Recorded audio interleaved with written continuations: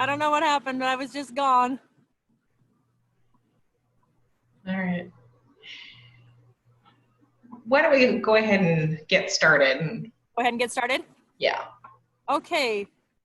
Hey, everybody. My name is Tammy Sugart, and I'll be the moderator for this session. This session is Mission Possible, Incorporating STEM Curriculum into Your Talent Search Program. And the presenter is our most wonderful, most intelligent person out of University of North Dakota, Dawn Eckhardt. And we love Dawn, and she is the Assistant Director of the Talent Search Program there and has done numerous things in her state Aspire and also regional Aspire, and also spent some time on the COE board. She's amazing, she's wonderful, and if you'll please go ahead and just be on mute for now. If you have a question or anything, we'll be taking questions throughout the session and also at the end. So if you want to just type those in the chat, and I'll be watching that for Dawn. And right now, just welcome Dawn, and go ahead, I'll turn the time over to Dawn. Thanks, Tammy. So we are, I'm assuming everybody here is Talent Search, and if not, welcome. We are among the many who were challenged this year with, whoops, sorry.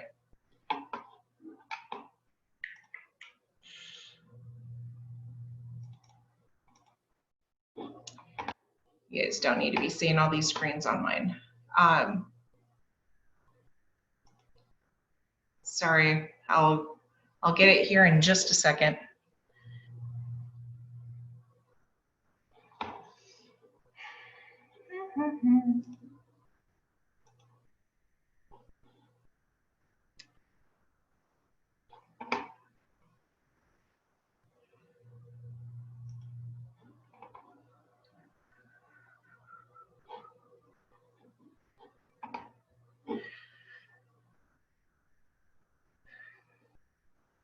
My apologies. This was all set up, ready to go, and then I did something and messed it up.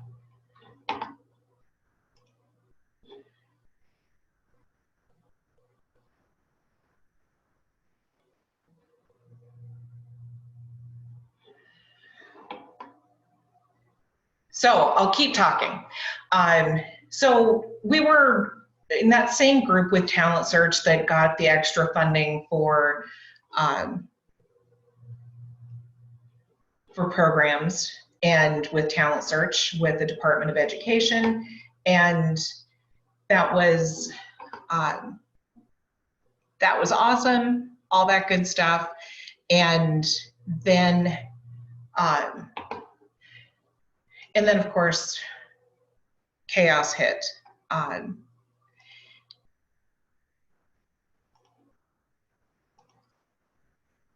Okay, I think we've got this now.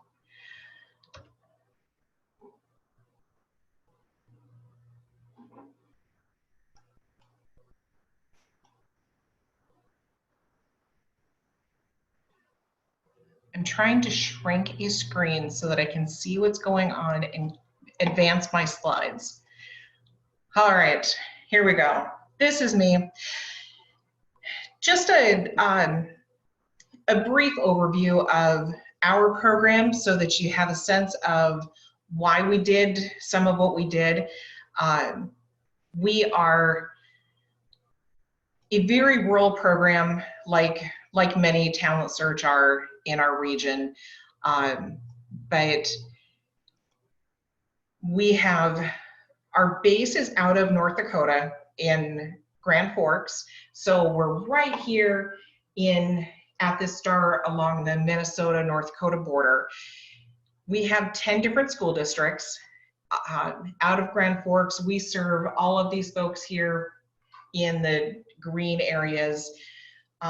In our Bismarck office, we have an advisor there who is serving 2 different school districts out of the Standing Rock Reservation. Clearly, it's a wide range of territory, a lot of distances traveled. We're funded for about 971 students. we do cover grades 6 through 12. And like I said, we're based out of Grand Forks, North Dakota, and we do have that second office in Bismarck. All of our schools from the Grand Forks office or from the Bismarck office, we're about an hour away from any of our schools. So there's a lot of travel that's happening with our schools or with our staff to get to our students. Obviously in a virtual format, that's going to be quite different.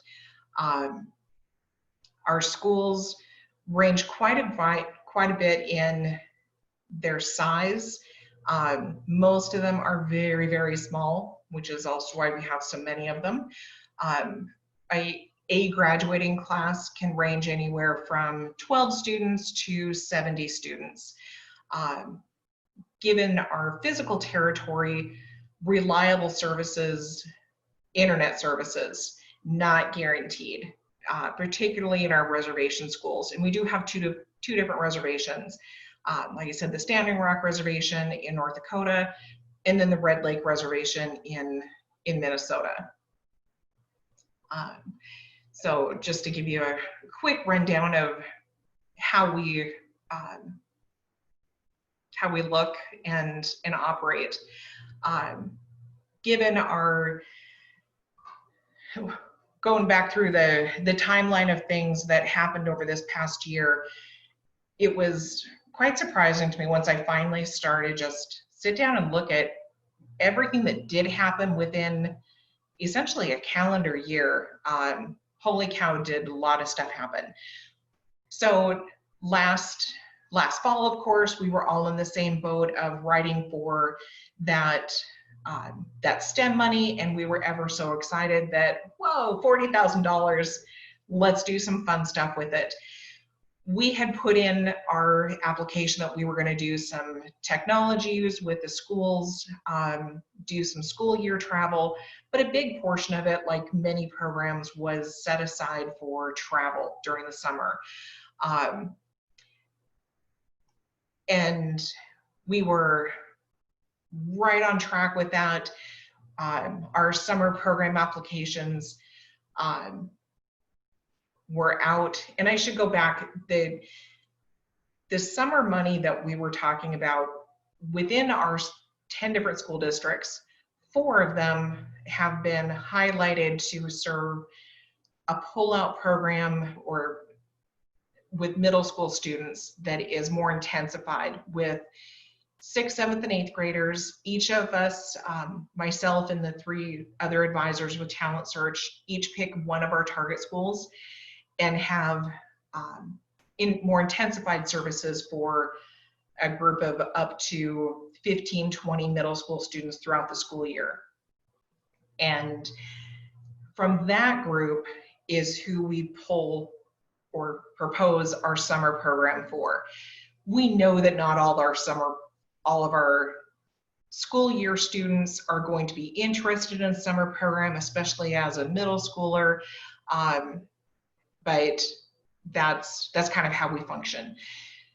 So our summer funds, this was way more money than we normally have for that activity. So we were making it a big one, and we were going to take students out to the West Coast and hit Seattle and the ocean and the mountain and all this good stuff, and have just a really big trip this year.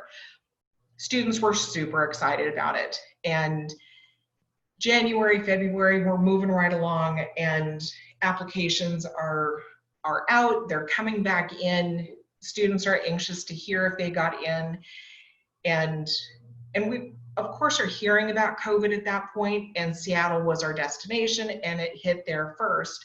So I know I was having conversations with my students of, so how are you feeling about this? And they're like, it's a flu, it's only a few people, it's not that big of a deal. Well, then March 13 happened and everything got shut down. And just looking at how short that timeline was of, we're moving ahead, we're excited, to we're shut down, and oh my gosh, what just happened here? And we actually weren't sure at that point how shut down were we going to be. I know at UND, when we got the initial statement of, come on in and get your stuff because you're going to be remote for 3 weeks. And okay, we can deal with 3 weeks. We'll just jump ahead. And then of course it was August before we got to come back to the office. And so all kinds of things were happening. The schools, of course, also went into remote learning at that same time. And one of the things that I'm really excited about with our program is that we're still in touch with, or we made really good connections with several of our teachers in the school districts, and having those conversations with teachers about what are you seeing in the schools, now that they've gone remote and their world is in chaos as well. They had to quickly shift just like we did. And one of the teachers that I work with is a former talent, Josh Thoroldson, who was our trio achiever here a couple of years ago with Aspire. He's still very much connected with our programs. He's a science teacher with one of our target schools, and he teaches with me during the summer session and is one of the chaperones for that trip. I was in pretty frequent communication with him to say, what are you seeing in your school and with those students who would also be part of this program? And his comments were that they're not connecting. Their school district, just like all of them, had such a short period of time to really figure out how to go remote, that it was, of course, a huge learning curve for the families, for the students, for everybody concerned. And then to see the students really fall off of connecting with their classes. With his school, one of the things that was quite disappointing was that families had complained about how much time or how many contacts were being made to the students and the emails that were coming out or whatever. The school told the staff, quit bugging the families. You can have 1 or 2 contacts with them per week, but that's it. Just leave them alone. And so they went to packets. They went to very infrequent contacts with the students. So absolutely, contacts was a major challenge. He did see some strengths with it in that he was actually getting more contact with parents than he ever had before.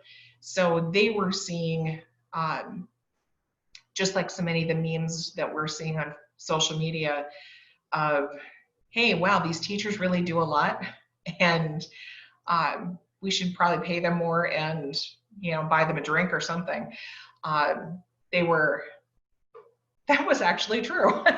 I don't know they got any drinks out of it, but there was definitely stronger connections with some of the families and with some of the students. Some students really did maintain those contacts, and those who were perhaps shy in class and wouldn't speak up would when there was a one-on-one contact. And so there were some strengths to it, but overall, there was a clear indicator that they were tired of a computer screen. And we needed to keep that in mind when we were developing a summer program. So as we were becoming very clear that summer programs needed to shift, I kept hoping and praying from the Department of Ed that they would just say, oh, don't worry about that summer program that you said you were going to do.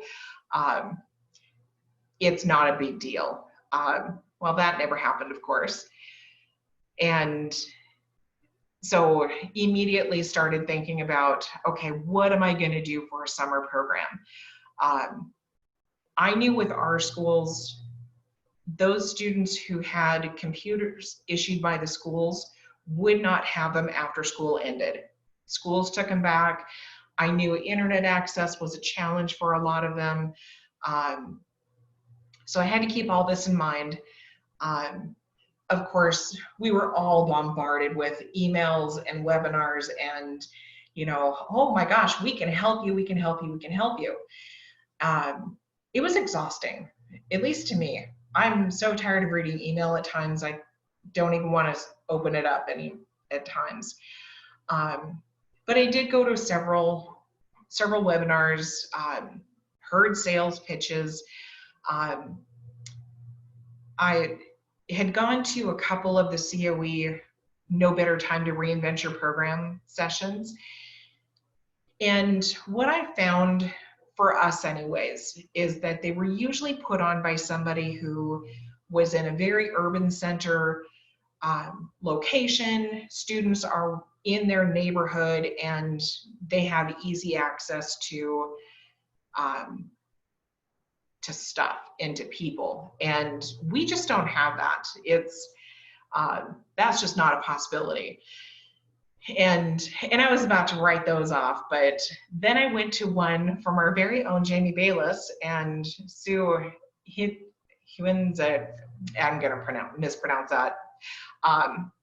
So they put one on for rural programs, and it was based on STEM, and they had some great ideas. I kept thinking, I need something that is going to be hands-on. That's the joy of our summer program, is not in a classroom. This is something that you're getting your hands wet or dirty or doing something with other kids and activities. And what I really wanted was this reaction. This is an ad from KiwiCo, and I wanted our kids to have that reaction when they saw our stuff coming in the mail. Personally, I of course went back to, okay, what would I like to do? IKEA is one of my favorite stores because I like putting stuff together, and this is just fun for me. So I started thinking about what are some things that I could send them as a kit for them to do and to learn from. I had been seeing multiple commercials. I apparently said KiwiCo out loud, and my social media caught on to it, and I saw tons of ads for it. And then with Jamie's presentation with COE, she had mentioned it too, and I thought, okay, the universe is clearly telling me this is what I need to be doing. So I did some research, and once you start just plugging in STEM activities for middle school kids, you will see tons and tons of activities. Again, I was in touch with Josh, my summer staff person, and we were really thinking technology-free zone. What can we do that's active? It's a learning activity. We started researching the KiwiCo site, and I was really impressed with them because you could narrow it down to an age group or a type of activity. I decided to go with them and purchase 3 kits per student. We had 45 students altogether, and where normally our traveling program would only be 10, we decided we're just going to open this up for everybody because first of all, we had the money, and it just was a great opportunity to open up something else for these students. Josh was sent all the kits in advance, and I'll show you what we purchased here in just a second. But he developed worksheets to go along with them. So there was an academic element that go along with it. Kits were mailed to each of the students on like an every 2-week basis. So it didn't cover their entire summer, nor did we want it to, but took up more than just a couple of weeks. We also checked in with all the students, whether by email or phone call or text. And not everybody responded to us, but then we also collected assignments from students to see, were you getting the point of each of these activities? What we ended up purchasing, like I said, were 3 different kits, and this activity group is from 6th through 8th grade. So it's a really big age range in terms of academic ability, and we tried to be cognizant of that when we were purchasing the kits and when we were developing the assignments, so that one assignment could be sent out to everybody. And yes, it was more challenging for 6th graders, but there was always a good chunk of the task that was easy for them to accomplish. What we ended up purchasing was an arcade catapult that actually does work. This is the actual product, and then it has this little doohickey thing that you can make the ball, and it's supposed to fall into your game somehow, and you collect points and all that good stuff. This was the easiest. It was the easiest one to put together. It was the easiest one for an assignment. And then each one got progressively more challenging. The second one was the automaton. It's a very strange little word, but it's that one down at the bottom center. It's this thing, and you turn a crank and wooden balls go up the steps. I love that one. It's my personal favorite, and a little bit more challenging. And then the hand crank flashlight. I would show it to you, but I did a little too many experimentations when I was building it, and I broke it. So it went away. And that was definitely the most challenging. And it was designed for an older student. It was definitely in the 8th, 9th grade age range. So we knew it was going to be challenging. And also my sausage fingers didn't quite get everything probably where they needed to go.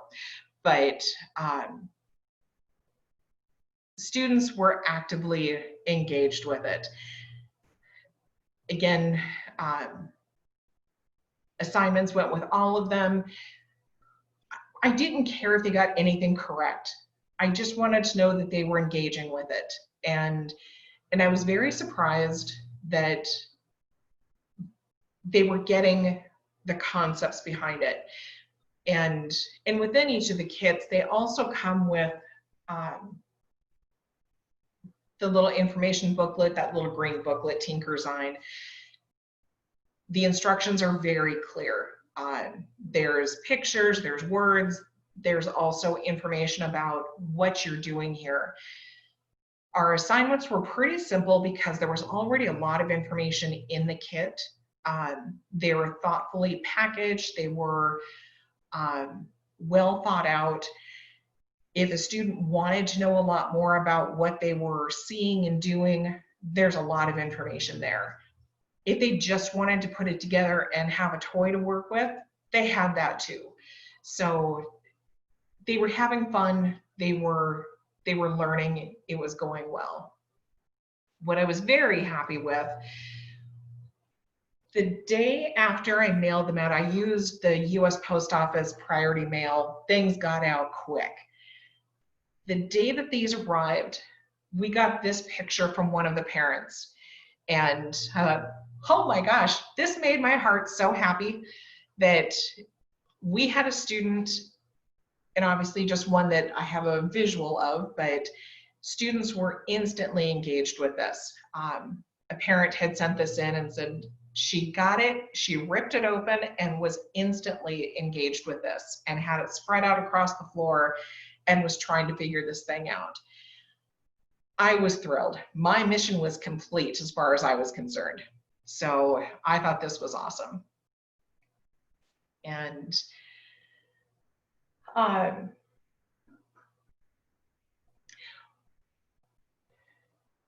so our process for getting to this place, there was definitely some things that I would do different with it.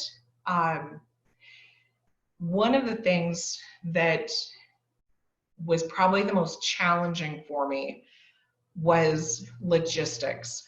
And I wouldn't have thought that with this. KiwiCo was a really good company in terms of variety. I'm not trying to sell them specifically, but that's the company that we went with. Packages arrived on time. They were well packaged. Each of their kits fit perfectly into a US Post Office Priority medium-sized box. Getting those boxes was far more challenging than I thought it should have been. I don't personally live in Grand Forks.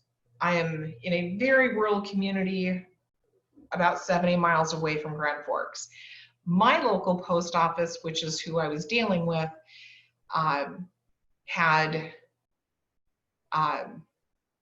they're only open till noon.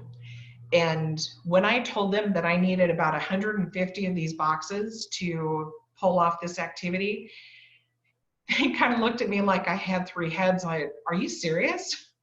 Yeah, I'm really serious. I need these. And how fast can I get them? It was weeks before I could get all those boxes. So pre-planning was definitely needed. And that was a challenge. What we were very excited about was just having participation from all the students. The connections we were making to hear from them that, hey, I got my box. Maybe I haven't started it yet. Maybe or I've started it, but I haven't done the assignment yet. Can I turn it in later? There's no deadline on this assignment, so yes, it was fine. You weren't late. And they liked what they got. I was thrilled with that. More students got to be involved in it through this method than in our traveling program, so I was happy with that. And parent connections, that I was really happy with, because we all know that our parents talk to each other. And them seeing the activities that we're sending out to the students, they of course got to see their child get engaged with this activity, and then they can talk to their neighbors and say, do you know what my kid just got in the mail? I'm hoping this helps with our recruitment this year. We haven't played this out yet, but I think there's a definite possibility that this could help us share the information about some of the good things that Talent Search is doing and the fun things that the kids get to do when they're part of this program. That's my hope. And let's see.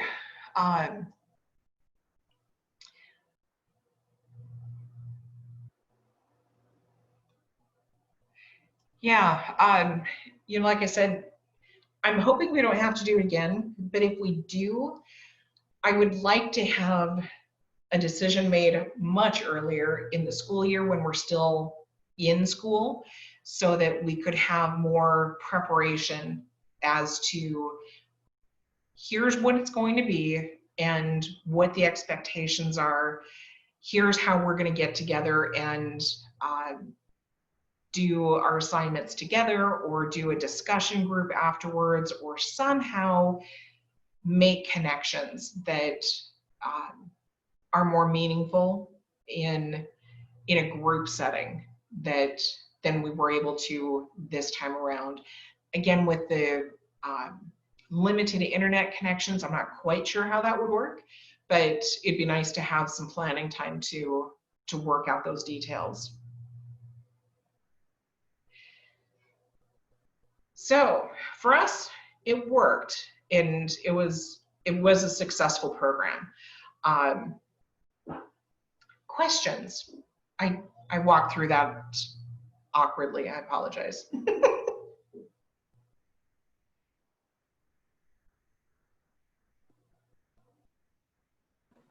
I have a question, Dawn.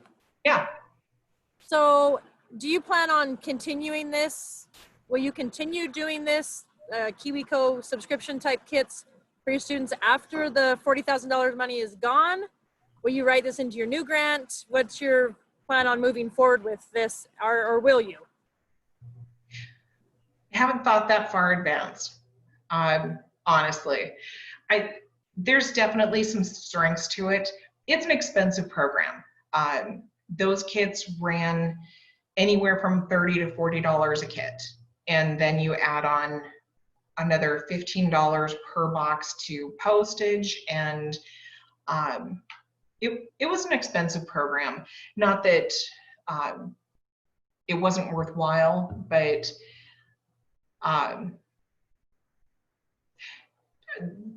there would be a reason to do it, but I personally would rather do something else.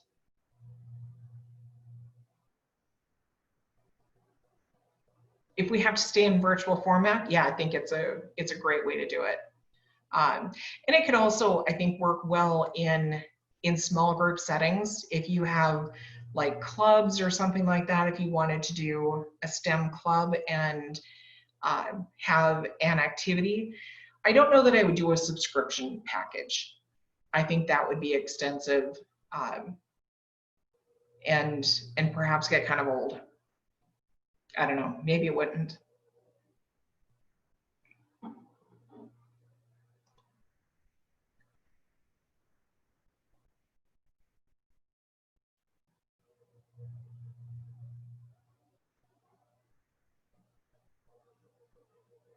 Cool.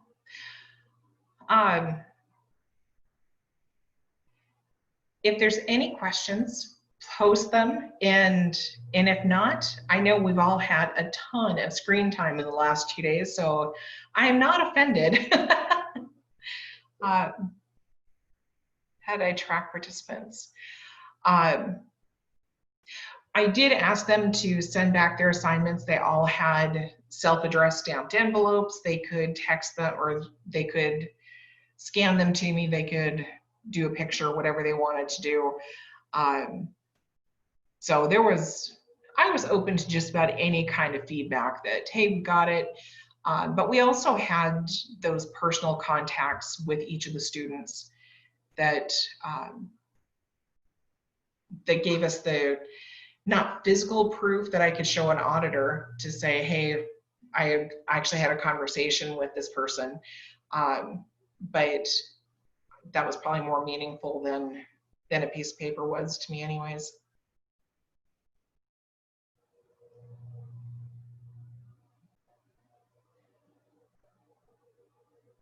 Yeah. So Tammy's put up the link for evaluations. Would appreciate feedback. And also, if you haven't seen it yet, the email for the link to the elections, if by chance, check your junk mail and all that. If you don't have it, email Dennis Stengel or Peter Donaldson.